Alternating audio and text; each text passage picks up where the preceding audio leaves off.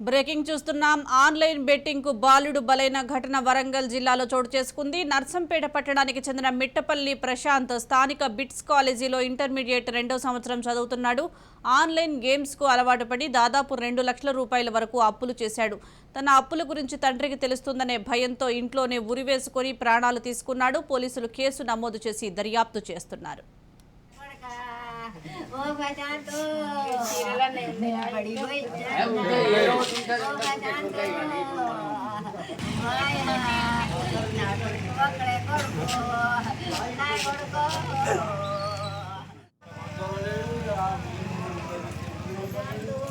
ఈ సందర్భం ఇది ఇట్లా అయిందంటే నేను ఏం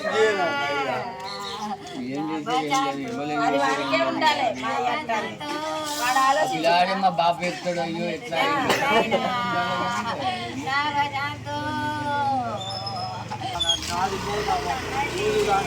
పంపించినప్పుడు మందులో పైసలు తెచ్చుకొని వచ్చి తక్కువ ఇది మంచిగా ఉన్నాయి.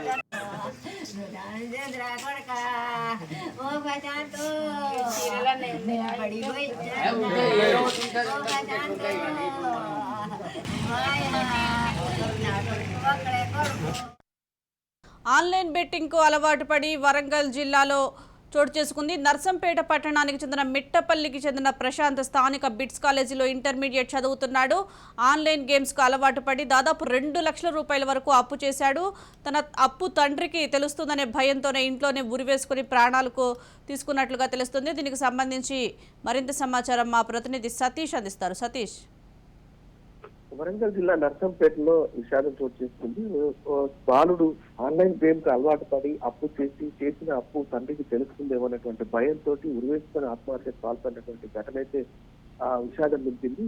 స్థానిక బిట్స్ కాలేజీలో నర్సంపేటలోని బిట్స్ కాలేజీలో ఇంటర్మీడియట్ సెకండ్ ఇయర్ చదువుతున్నటువంటి ప్రశాంత్ ఆన్లైన్ గేమ్లకు అలవాటు పడి అప్పు చేసి ఇబ్బంది పడ్డటువంటి క్రమంలో తండ్రికి ఈ విషయం తెలిస్తే తన తండ్రి ఏమంటాడు అనేటువంటి భయంతో నిన్న రాత్రి ఇంట్లో ఎవరు లేనటువంటి సమయంలో ఉరివేసుకొని ఆత్మహత్యకు పాల్పడ్డాడు. తన తండ్రికి దాదాపు ఆన్లైన్ గేమ్లకు అలవాటు పడి 2 లక్షల రూపాయల వరకు అప్పు చేశాడు. తండ్రికి తెలియకుండా తన తండ్రి ఖాతాలో నుంచి లావాదేవీలు నడిపేటువంటి వారు తన అప్పు తండ్రికి తెలిస్తే ఏమంటాడు అనేటువంటి భయాందోళనకు గురైనటువంటి ప్రశాంత్ ఈ అఘాయిత్యానికి పాల్పడినట్టుగా తెలుస్తోంది. మృతునికి తల్లి లేదు, ఉన్నటువంటి తండ్రి కష్టపడి కాయా కష్టం చేసి చదివిస్తూ సాదుకుంటున్నటువంటి తండ్రికి తెలియకుండా ఆన్లైన్ గేమ్స్ లో పార్టిసిపేట్ చేసి అమౌంట్ కోల్పోయినటువంటి ప్రశాంత్ తన తండ్రికి ఈ విషయం తెలిస్తే బాధపడతాడు, తర్వాత తన ఏమంటాడు అనేటువంటి భయాందోళనకు గురయ్యే ఈ ఆత్మహత్యకు పాల్పడినట్టుగా తెలుస్తా ఉంది. మొత్తానికైతే ఆన్లైన్ గేమ్ మరో బాలుని బలికొందని చెప్పొచ్చు. ఇటువంటి అనేక మంది తల్లిదండ్రులకు గర్భపోషణ మిగిలిస్తున్నటువంటి పరిస్థితి ఆన్లైన్ గేమ్ మిగిలిస్తుంది. మొత్తానికైతే ప్రభుత్వం ఈ ఆన్లైన్ గేమ్ నియంత్రణకు సంబంధించి కట్టుదిట్టమైనటువంటి చర్యలు చేపట్టకుంటే ఇంకా అనేక మంది బాలురు యువకులు ప్రాణాలు కోల్పోయేటువంటి పరిస్థితులు అందరూ కూడా ఆవేదన వ్యక్తం చేస్తున్న పరిస్థితి. సతీష్, దీనిపై కుటుంబ సభ్యులు ఏమంటున్నారు? ఆన్లైన్ గేమ్స్ వల్లే సూసైడ్ చేసుకున్నాడా లేకుంటే ఇతర కారణాలు ఏమైనా ఉండొచ్చు అంటారా? తల్లి లేకున్నా తండ్రి అన్ని తానే కష్టపడి చిన్న దర్జీ పని చేసుకుని జీవనం సాగించేటువంటి ప్రశాంత్ తండ్రి సాయిబాబా తనకు సంబంధించి దర్జీ పని చేసుకుని జీవనం సాగిస్తూనే కొడుకును సాదుకుంటూ వస్తున్నాడు. ఈ క్రమంలో కొడుకు తనకు తెలియకుండా చక్కగా చదువుకుంటున్నాడు, మంచి ప్రయోజకుడు అవుతాడని తండ్రి ఆశలు పడుతున్నటువంటి క్రమంలో ఈ ప్రశాంత్ తన ఆన్లైన్ గేమ్ కు అలవాటు పడి ఆ ఫ్రెండ్స్ తో పాటుగా ఆన్లైన్ గేమ్లకు అలవాటు పడి ఆన్లైన్ లో గేమ్లాడుతూ డబ్బులను పోగొట్టుకొని 2 లక్షల వరకు అప్పులు చేశాడు. తండ్రి ఖాతాలో ఉన్నటువంటి డబ్బులను కూడా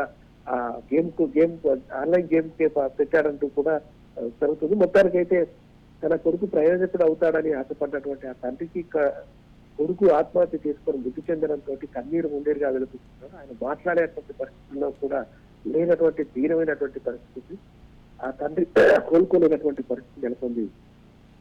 రైట్, థ్యాంక్ యూ సతీష్.